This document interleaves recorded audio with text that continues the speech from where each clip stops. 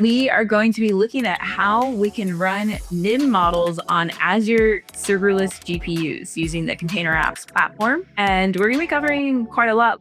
Deploying an enterprise-ready, scalable, high-performance AI model is really not an easy task. There's a lot that goes into it. NVIDIA solved this complexity by creating NVIDIA Inference Microservices, or NIM for short. A NIM takes all of the microservices that you need to run AI at scale and it encapsulates them into a single Docker image. This makes it very easy to run and very easy to deploy. I'll talk about Azure Container Apps. It's actually my favorite platform deploying anything on Azure because it now has GPUs. It's a great fit for this as well. You can actually say like, hey, like if there's absolutely no traffic going to my app, to scale down to 0, and you're only going to pay for what you actually use. If we want, let's say, agentic workflow to write code, we would first pass a prompt to an orchestration agent, which could plan and interact across multiple different agents, which all have their own different tools.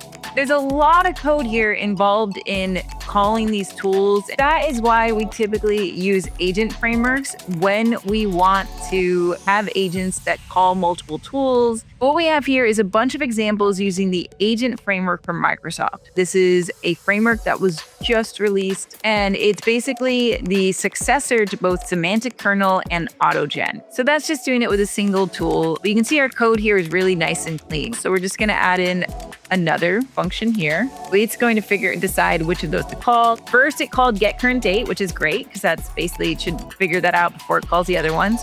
And then it called the other two, and then, came back with its response. So, lots of options for how you can do logging and observability. Want to dive deeper?